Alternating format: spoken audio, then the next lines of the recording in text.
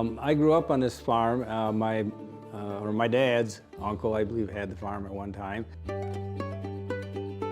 My dad grew up here, and we were milking cows. I grew up on a dairy farm. He delivered milk house to house with glass containers, and that was part of my job as a little kid growing up.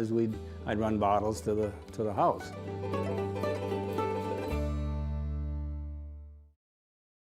But Dad wanted me to go to college. I'm the only one that went to college. And I happened upon the art studio. Of course, I took some art classes in high school, but as a fast track to a class through the art department. And they were throwing pots, and I thought, well, I can do that. I'm afraid to get dirty.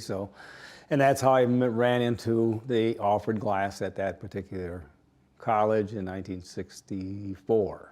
When I left college, there were several opportunities out there where I could have done this or that, including teaching at the college level.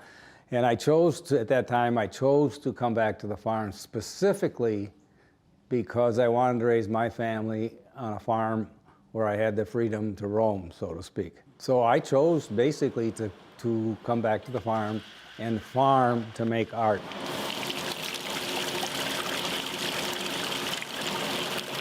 It's what I finally really did when I focused specifically on making art from a motif that I understand, or a symbol that I understand, which is the ear of corn. You gotta hit the top of the corn. Okay, so right over.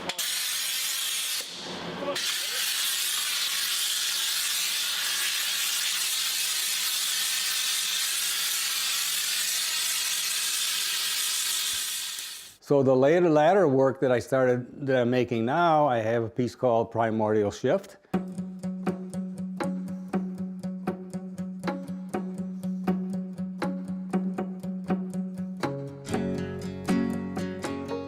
The exhibit behind me is called Primordial Shift. It's an amazing blown glass installation that gives our guests a chance to delve into genetic engineering, especially around corn. I mean, that was the original intent of the exhibit, but it's been an amazing opportunity to talk about genetic engineering, not just of crops, but of other organisms as well. Humans have been modifying crops for thousands of years, but in the past couple of decades, that's really sped up with the advent of some of the new technologies with genetic engineering. So it's been an amazing opportunity to really look at what those technologies are and the type of questions that we need to be asking about both the pros and cons of technology.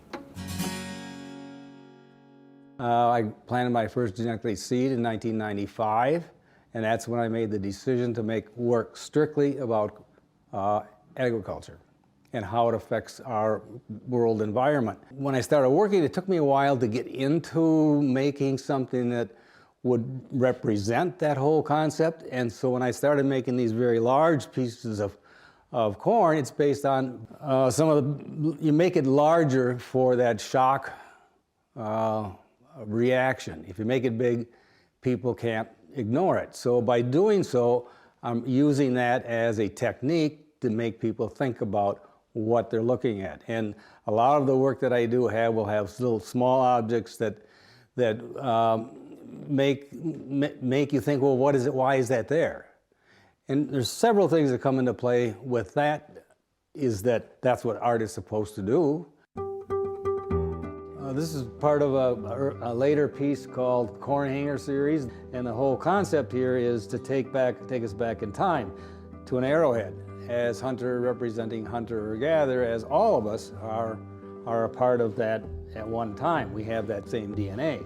So this particular section is the kind of a mechanical part, this one and this one, and that represents the Industrial Revolution, which was a big jump from in history.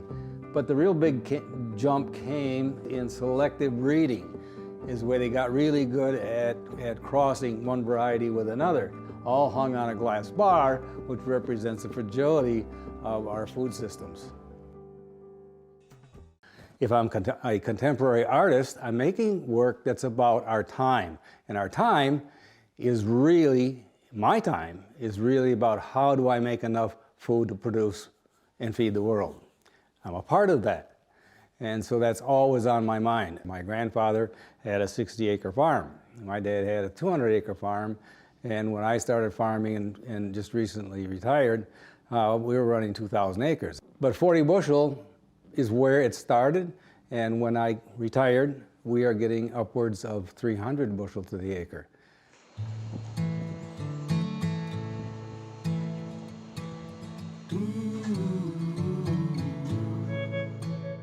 It is a very complicated situation to try to do both professions really well, but the time frame was right because farming is seasonal, and so I had this opportunity in the winter with the slow months.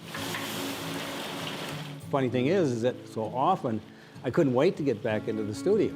The downside of that is I had to drop what I was doing in the spring, and by the time I got around to the next year, it was like, what was I doing then? But the best thing about it is that I never tired of making art simply because I had a break from it. I came back fresh, and that's really how I got to the point where I am with my work.